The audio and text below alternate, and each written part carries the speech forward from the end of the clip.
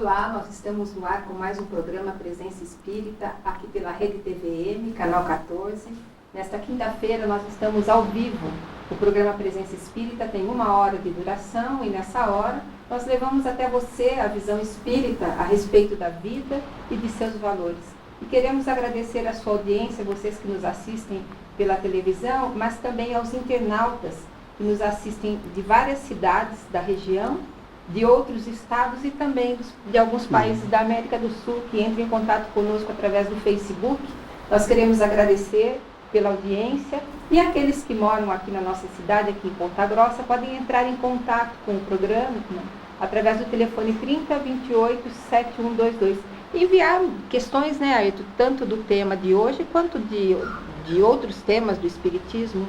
Sim, Silvia e amigos que acompanham o programa Presença Espírita, é sempre uma oportunidade de nós dialogarmos a respeito de um tema à luz da doutrina espírita. Então, seja através do Facebook ou do telefone, mandando sua mensagem, deixa sua dúvida, porque durante os programas, nós que nem sempre temos a oportunidade de tratar de uma pergunta específica, nós reunimos essas perguntas que ficaram dos programas anteriores e abordamos no último programa do mês. Então, na próxima quinta-feira, nós trataremos de assuntos diversos. Então, muitos que participam deixam as perguntas, nós temos anotado e aí, então, Silvia, nós abordamos nesse programa especial, né, para que a gente possa enfocar algumas questões que ficaram à margem do tema central, né? E também porque o Espiritismo ele tem essa capacidade de ir tirando as nossas dúvidas, essas dúvidas transcendentes da nossa alma, tanto dúvidas em relação à nossa vida na Terra nesse momento, quanto a nossa vida do outro lado da vida, a vida espiritual. E a partir do momento em que o Espiritismo vai nos explicando, nós vamos nos envolvendo com uma serenidade, uma calma. Quando nós entendemos, por exemplo, a volta prematura de um ente querido através do processo da morte, através do processo da desencarnação, nós passamos a não ter mais aquela revolta, aqueles porquês. Quando nós entendemos que a prece nos conecta com as esferas mais altas da vida, nós passamos a usar essa ferramenta de maneira cotidiana. Quando nós entendemos a respeito do valor do trabalho, muito bem explicada na Lei do Trabalho, na terceira parte do Livro dos Espíritos, nós passamos a desenvolver as nossas tarefas aqui na Terra de uma maneira mais prazerosa, porque nós sabemos que isso nos eleva, isso nos impulsiona para frente. Então, Ayrton, é muito importante esses esclarecimentos que a doutrina espírita tem nos trazido há mais de 150 anos, não é? Sim, dando-nos uma compreensão da dimensão da nossa existência, não só com relação às responsabilidades individuais, mas às responsabilidades coletivas, né? Nós, como espíritos e espíritas, naturalmente, compreendemos que a nossa contribuição é no âmbito da família e no âmbito da sociedade. Então, através do trabalho, através da participação das atividades sociais, nós também podemos contribuir com o progresso da sociedade. Então, a dimensão que a doutrina espírita nos apresenta da nossa participação no mundo terreno com relação à missão que nós exercemos através das tarefas é dar essa dimensão da vida, não só do prisma, naturalmente do prisma terreno, mas também do plano espiritual, o que nos faz perceber que a nossa tarefa terrena é muito mais ampla do que aquela do cotidiano, do dia a dia. Então, a visão que a vida, que o Espiritismo nos apresenta da vida é muito mais ampla e abrangente, o que também, por outro lado, nos amplia as responsabilidades. E isso tem a ver com o tema que nós vamos falar hoje? Sim, naturalmente, porque volta e meia nós passamos por processos de desejos de mudança da sociedade. Isso se dá através, por exemplo, da política. Então, hoje nós vamos tratar da questão do espiritismo, da política e da cidadania. Então, nós temos a responsabilidade para com a sociedade, a forma com que nós votamos, da forma com que nós apreciamos ou quando nos colocamos com representantes da sociedade diante dos quadros de representação política, né? Ou, enfim, dos cargos administrativos. Então, aumenta naturalmente a responsabilidade daqueles que se apresentam como tal, porque aí a dimensão da influência também repercute nas ações que esses indivíduos tomarão. Porque se nós temos a influência no âmbito da família, ali ela se encerra. Agora ela passa também para o âmbito social. E quanto mais influência se tem, maior responsabilidade. Então, daí a importância daqueles que se apresentam para representarem o povo diante das responsabilidades públicas, dos cargos, diferentes cargos públicos que nós temos para eleger os nossos representantes. Daí o tema que nem sempre a gente considera assim, tão relevante, mas é importante que nós analisemos qual é a nossa participação social também no âmbito da política, não de politicagem, não no sentido do fazer a política, mas da compreensão da dimensão política no sentido de fazer uma sociedade melhor, ou seja, de dirigir a administração no sentido coletivo. E a política, Ailton, que é a arte de administrar uma sociedade de maneira que a justiça se estabeleça para todos. Bezerra de Menezes, que foi médico, foi político, que teve uma vida ilibada, que é um marco da política pela sua experiência, pela sua vivência e pelos seus exemplos, definia um pouquinho diferente. Ele dizia que a política é a ciência de gerenciar uma sociedade para que a felicidade se estabeleça entre todos. De maneira que a política, ela está incutida em todos os setores da sociedade. Não a política partidária, mas a política do relacionamento humano. Ela está na escola, na oficina, em casa, no hospital, no trabalho, na rua, de maneira que nós todos estamos envolvidos diretamente com a política.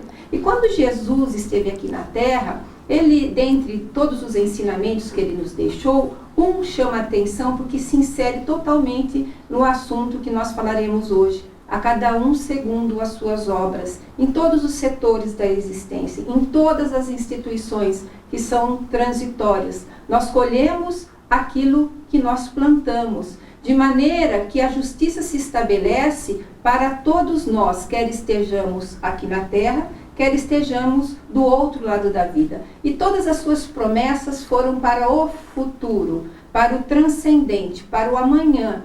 Mas as mudanças que Jesus nos solicitou a tomar em relação à nossa vida devem começar desde agora, sendo bons cidadãos, sendo bons pais, sendo bons profissionais, tomando atitudes, porque não basta apenas não fazer o mal, como dizem os espíritos. É necessário fazer o bem, agir de maneira que a justiça se estabeleça, que as pessoas sejam bem tratadas, que as leis sejam respeitadas, fazendo diferença no nosso campo profissional, fazendo diferença na casa espírita ou na casa religiosa que nós frequentamos, sempre na prática das boas atitudes, naquele ensinamento áureo de que só devemos fazer aquilo para o próximo que desejamos para nós mesmos.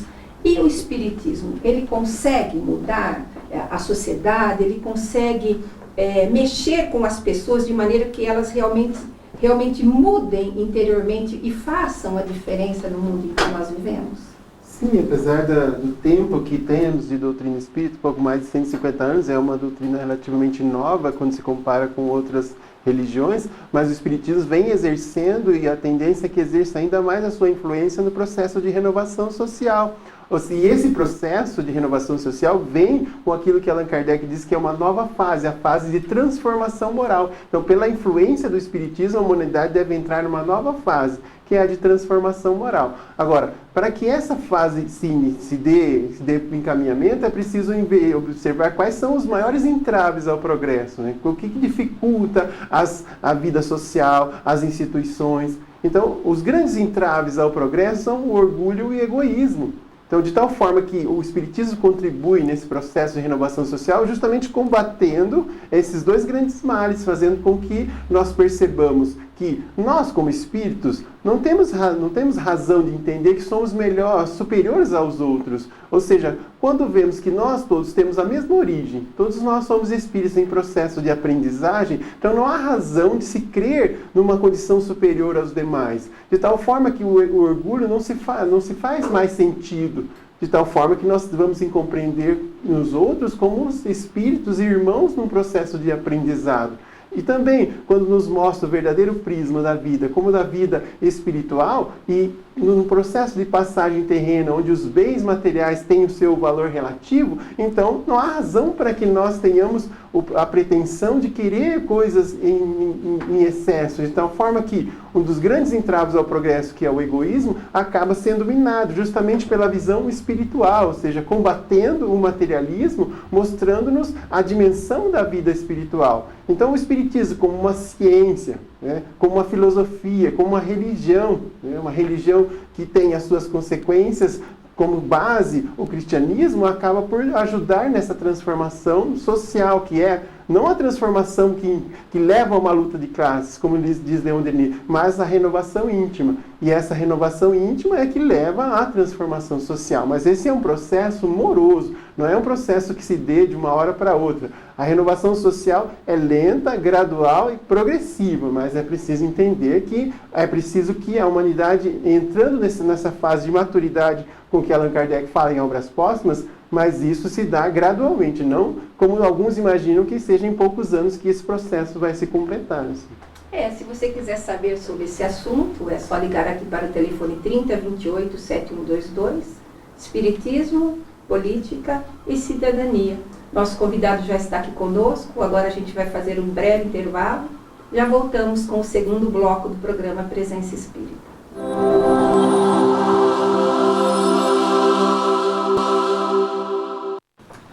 Nós estamos de volta com o programa Presença Espírita. Esse é o segundo do bloco do nosso programa. Nós estamos tratando da questão do Espiritismo, a política e cidadania.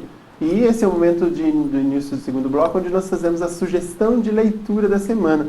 Esse é o livro chamado Antologia Mediúnica do Natal, é uma psicografia de Francisco Cândido Xavier, Espíritos e Versos, então várias mensagens na forma de poemas, de preces também, que relembram o nascimento de Jesus numa recordação de algo sublime para todos nós com relação à vinda do nosso Mestre Jesus na face da terra. Então, até porque as mensagens não fazem só menção ao Natal como uma data específica, mas recordando que o Natal é todo dia. Então, daí a importância de nós termos mensagens como essas que exaltam a presença de Jesus no nosso cotidiano. Então, para o nosso último bloco, onde nós faremos o sorteio do livro Antologia Mediúnica do Natal, você pode, hoje nós estamos apenas pelo Facebook, curtindo a nossa página no Facebook, você pode participar do sorteio no último bloco do nosso programa. Então, agora nós daremos início à entrevista, a Silvia vai conduzir e apresentar o nosso entrevistado, e na sequência, então, a gente vou aproveitando aqui e acompanhando quem está deixando a sua mensagem que quer participar do sorteio, então registrando para que todos possam participar ao final do programa. Então, Silvia, com você.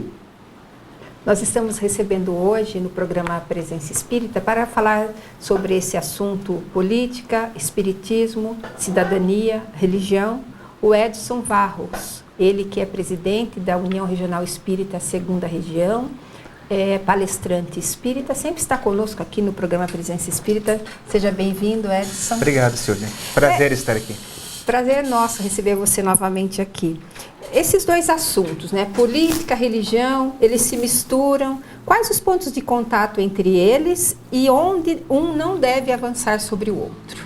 Veja, Silvia, quando nós falamos de política e religião, nós precisamos primeiro entender que essas duas experiências de vida são como que alavancas para que haja o progresso do ser humano. A religião tem essa função de fazer com que o homem cresça moralmente, se aproxime de Deus, e a política tem a missão de alavancar os progressos materiais da humanidade. Você disse bem no começo da conversa que a política é a arte, a ciência de administrar, de conduzir um Estado, de conduzir uma nação, de conduzir algo politicamente, administrativamente. Então, a grande questão é como realizar esta condução de forma que aqueles que são conduzidos, que são governados, possam alcançar a felicidade, possam alcançar o bem-estar social. E é interessante notar que, apesar de que religião e política são colaboradores do progresso humano, eles trabalham em pontas separadas, em lados separados. Se nós formos observar na história da humanidade, todas as vezes que a religião tomou o lugar do Estado ou que o Estado tomou o lugar da religião, nós tivemos grandes problemas, grandes conflitos, grandes dificuldades.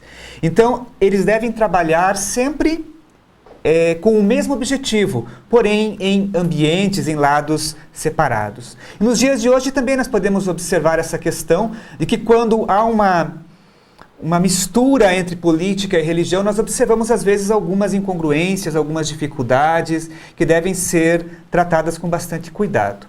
O Estado, por exemplo. O Estado deve ser laico. Ele não pode tomar partido de nenhuma religião. Ele tem que, de alguma forma, promover o bem-estar de todos, independente do rótulo religioso. Espíritas, evangélicos, católicos, ateus. Não há que o Estado proteja uma religião em detrimento da outra. Nós podemos ter um exemplo clássico nisso, por exemplo, em uma repartição pública. Se nós entrarmos numa repartição pública e observarmos, por exemplo, uma cruz ali. Com todo o respeito ao símbolo, mas existem pessoas que talvez não sejam cristãos e que ali trabalham. Ou que sejam de filosofias religiosas que não aceitem este símbolo. Então, o Estado deve sim promover o bem-estar social sem se envolver com a religião. Então, a função da religião é nortear as atitudes daqueles que acabam se envolvendo com a política. Através de conceitos de religiosidade, de moralidade, a religião vai servir como este condutor para aqueles que estão na política. É bem interessante observar aquela afirmativa do Cristo, a Deus o que é de Deus e a César o que é de César. E em relação aos espíritas em especial, já que nós somos espíritas, estamos num programa espírita, o espírita, Edson, deve se afastar das questões políticas? Nem o espírita, nem nenhum cidadão. Podemos observar, principalmente no Brasil, às vezes um alheamento das pessoas das questões políticas. E isso não é bom. O ser humano é um ser político, nós somos gregários, nós vivemos em grupo. E a partir do momento que nós vivemos em grupo, é óbvio que as questões políticas nos tocam em todos os aspectos. No Centro Espírita, falando de espiritismo, nós temos, por exemplo, uma diretoria eleita. Então ali nós também temos alguma forma de política, de administração daquela instituição espírita. Então o espírita não pode se afastar da política. O que não pode se ter é o espírita utilizar-se do espiritismo, utilizar-se da tribuna espírita, utilizar-se dos meios que a doutrina lhe oferece para se promover politicamente. Então, como nós falamos no começo da conversa, são coisas separadas. Uma conduz à outra e ambas favorecem o progresso da humanidade.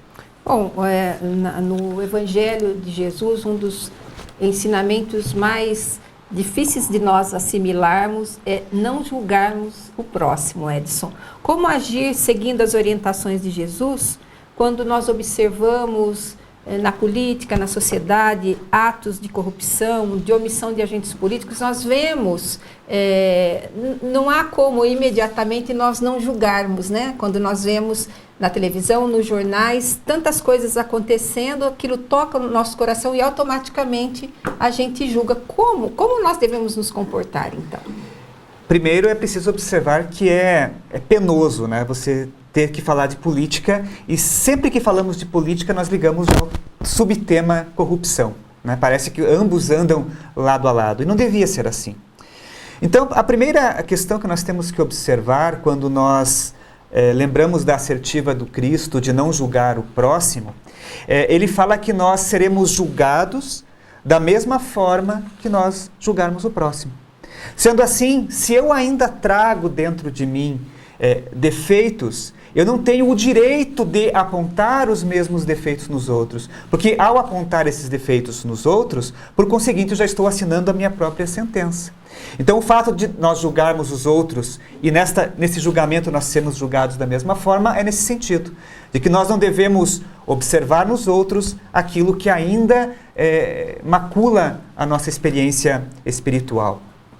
Um outro aspecto que deve ser observado e que os espíritos nos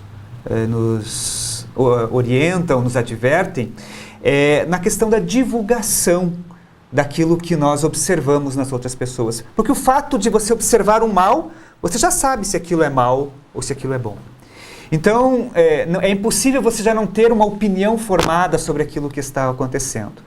Então, quando nós observamos um mal, uma pessoa praticando alguma coisa errada, nós devemos pesar sempre o quanto este mal prejudica a outras pessoas ou apenas aquela pessoa que está fazendo mal. Se aquele mal diz respeito somente a ela, não nos cabe fazer alarde, divulgar. Agora, a partir do momento que nós observamos que aquele mal praticado, que a gente falou de corrupção, aquele desvio de conduta prejudica outras pessoas, leva outras pessoas ao sofrimento, é óbvio que passa isso a ser uma questão até de obrigação nós divulgarmos esse tipo de conduta a fim de que aquele mal que prejudica tantas pessoas possa ser cerceado. Se nós não fizermos isso, o mal com certeza prevalecerá no mundo. Então nós temos essa obrigação. E por último, nós temos que observar nessa questão do julgamento que nós devemos combater ideias e não especificamente pessoas. Nesses atuais conflitos políticos que nós vivemos no Brasil, nós infelizmente observamos diversas posições que são naturais. Cada um tem a sua posição política. Mas o que deixa-nos tristes é, às vezes, o ataque pessoal às pessoas com as quais nós não concordamos. Isso não pode acontecer como xingamentos, como palavras que realmente sejam ofensivas, exatamente, para aquelas pessoas. Então, o nosso dever é combater as ideias equivocadas. Através de argumentos, através de estudos, através de ideias melhores, mas não temos esse direito de ofender as pessoas que são defensoras dessas ideias.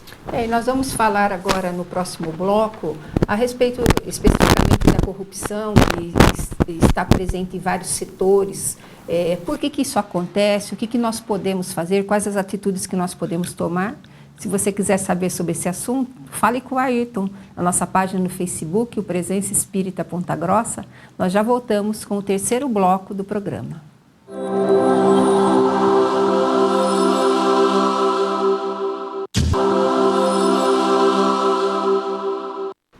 Nós voltamos com o terceiro bloco do programa Presença Espírita e eu deixei essa pergunta no ar para o Edson, a respeito da corrupção em vários setores públicos. Por que isso acontece, Edson? E o que a gente pode fazer? O que pode ser feito?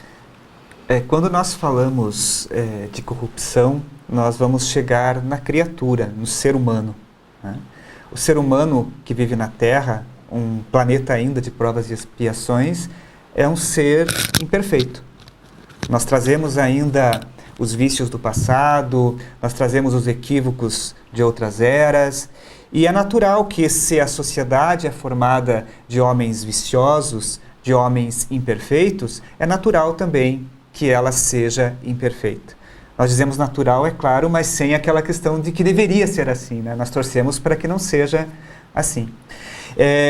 Eu vou ler textualmente uma questão aqui, que eu trouxe por escrito, a questão 798 do Livro dos Espíritos. E a resposta diz assim, as ideias só com o tempo se transformam, nunca de súbito.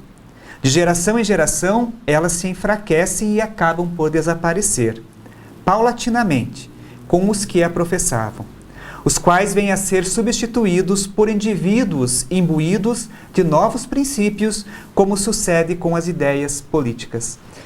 Na própria codificação, a gente já vai ter essa questão da política.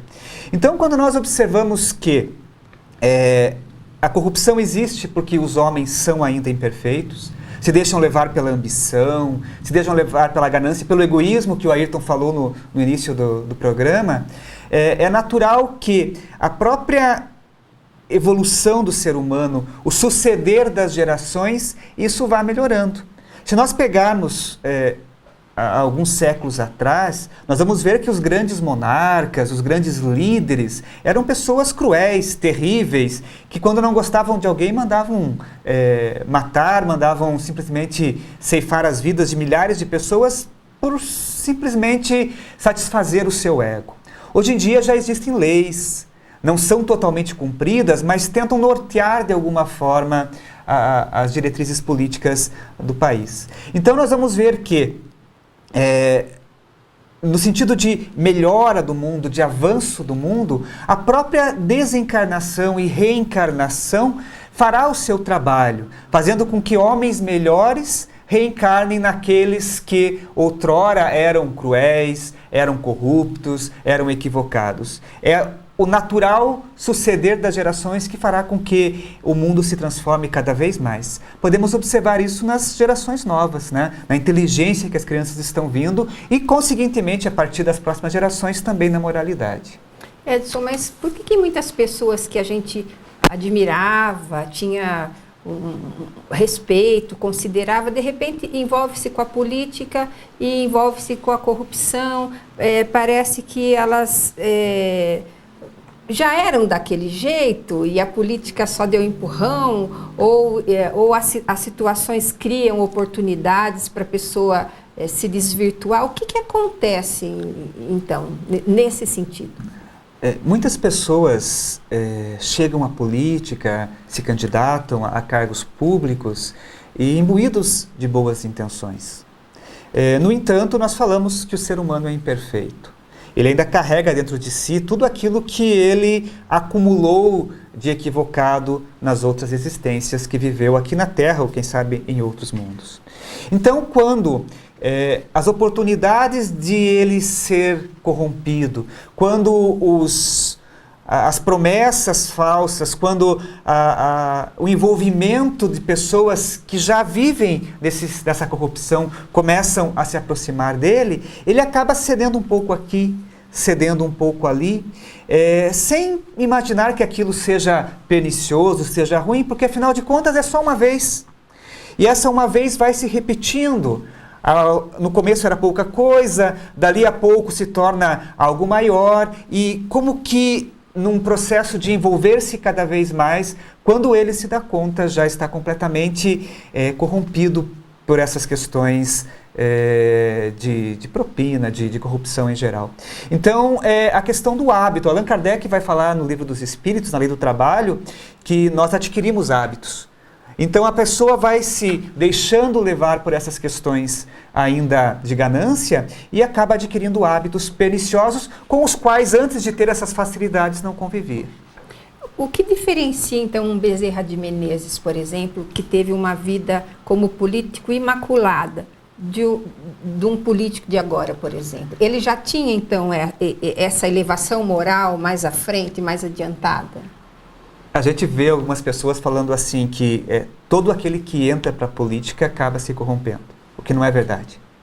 Não é o fato de estarmos inseridos num movimento político, partidário, qualquer outro movimento político, que isso seja sinônimo de corrupção.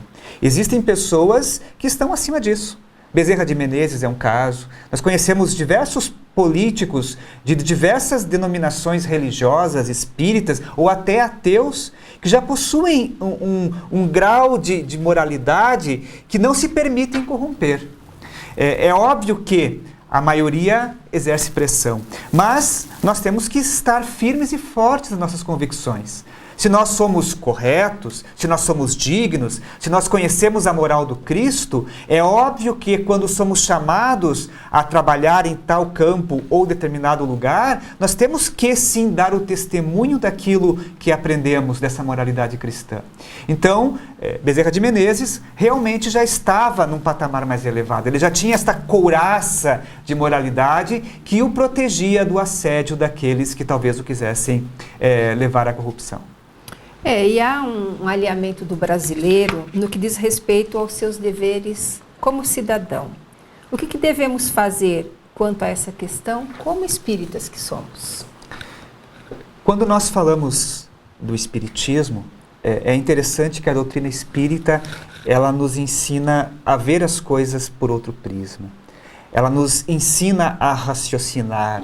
Ela nos ensina a noção de responsabilidade. Então, quando nós falamos da questão da participação política do espírita, do cidadão em geral, é importante considerar que nós sempre exigimos nossos direitos, mas dificilmente nós cumprimos os nossos deveres.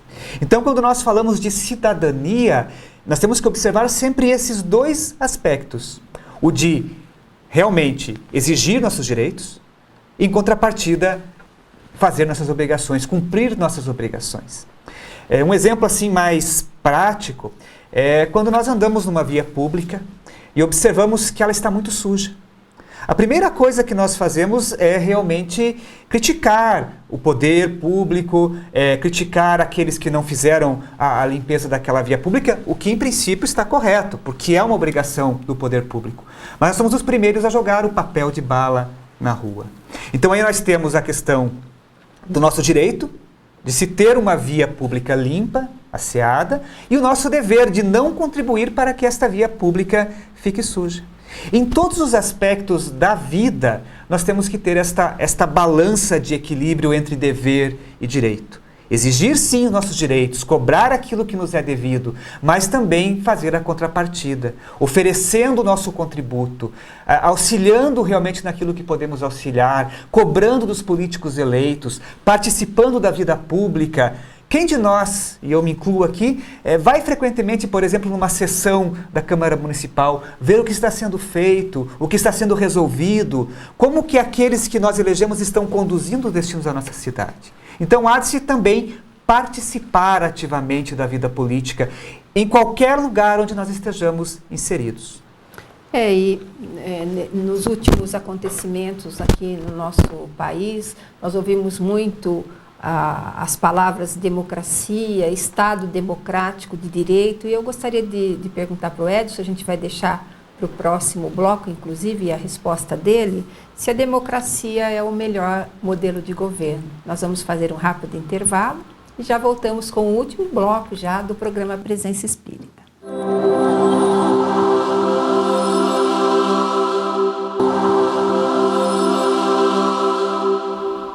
Nós voltamos com o último bloco do programa Presença Espírita e hoje nós estamos falando sobre a política, a religião, o espiritismo e a cidadania. Eu perguntava para o Edson se a democracia é o melhor modelo de governo.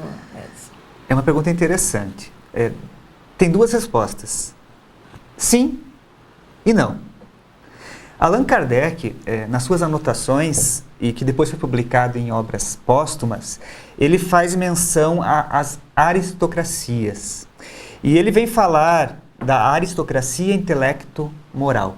A aristocracia, segundo Aristóteles, é o poder confiado aos melhores cidadãos. Então, quando Allan Kardec vai dizer que a melhor forma de governo é esta aristocracia intelecto-moral, ele vai dizer que o governo ideal é aquele que é exercido por aquelas pessoas que são conduzidas aos cargos de direção por suas grandes capacidades intelectuais e morais. Nós falamos de Bezerra de Menezes, por exemplo, né? Então, este que é o modelo ideal, independente de se ter eleição ou de não se ter eleição. Seria o sonho de todos nós brasileiros. Exatamente. Então, este é o modelo de governo que realmente poderia melhorar toda a humanidade, porque seriam conduzidas as pessoas certas para os cargos de direção. Nós podemos observar, por exemplo, nas obras de André Luiz, Nosso Lar não tem eleições. Quem são conduzidos à direção dos departamentos, das instituições, do próprio governo das colônias espirituais? São aqueles eleitos por Jesus, pelos prepostos de Jesus, com maior capacidade para isso, seja intelectual, seja moralmente. Agora, se nós formos ver na questão da terra, nos dias atuais, infelizmente não temos uma maquininha que a gente possa fazer um raio-x da pessoa e verificar se ela tem essas condições intelectuais e morais que seriam os ideais para a governança. Então, realmente, para o nosso atual estágio evolutivo, a democracia é o que se tem de melhor. O que há de se levar em conta é que nós, como cidadãos, como eleitores, temos que fazer o papel desta maquininha que vai tentar perscrutar, entender, estudar os candidatos que chegam para as eleições, observando se eles realmente detêm essas qualidades morais e intelectuais que darão a capacidade para que eles conduzam bem os seus governados. Eu vou até fazer uma pergunta para o Ayrton, porque o Brasil é um país de muitas leis, muitos estatutos. Esses estatutos são criados, eles deveriam ser cumpridos? A população está envolvida em tudo isso, Ayrton? Bem, no Brasil nós temos observado que é um país pródigo em fazer leis, medidas provisórias que depois nem sempre são levadas a contento, né?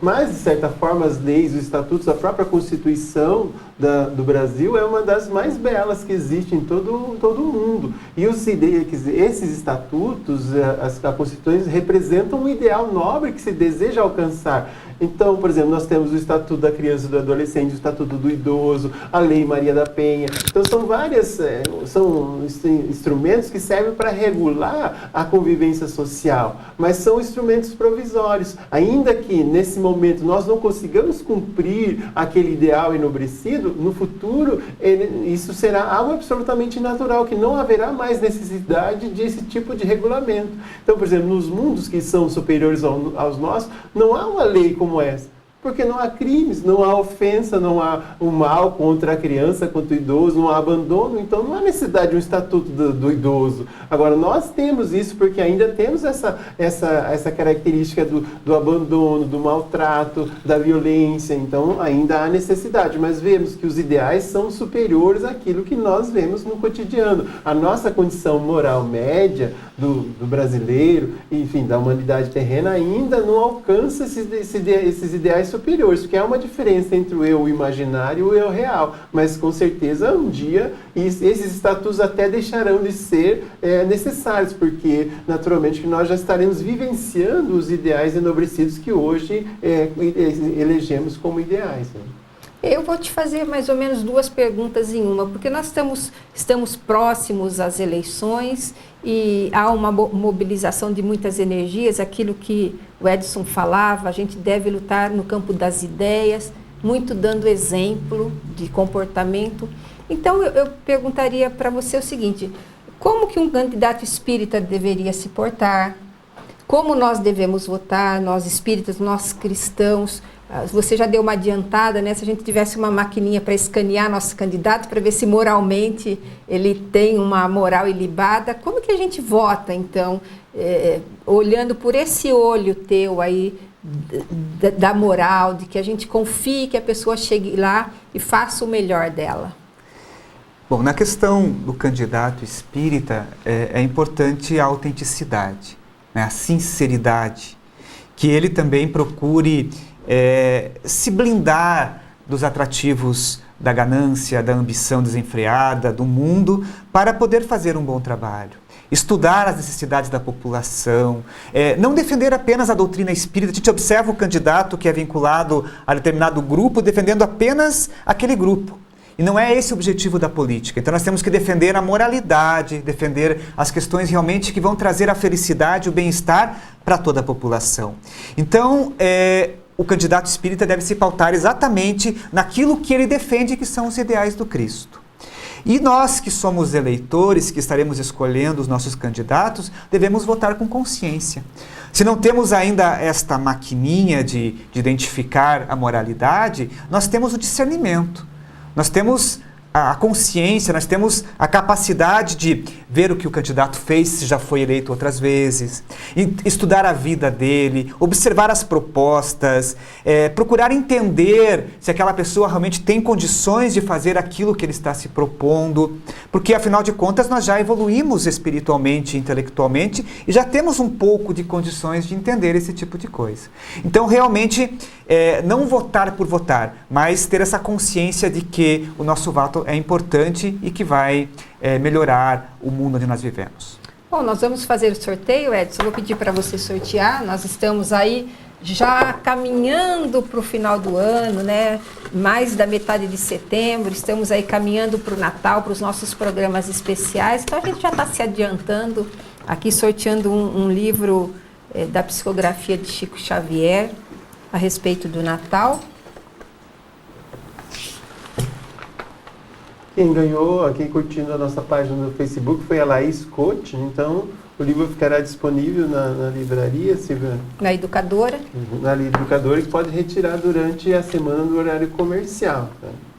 Edson, obrigada pela sua presença aqui. Eu que agradeço a Falando de um oportunidade. tema muito relevante e muito esclarecedor. Muito obrigado a vocês.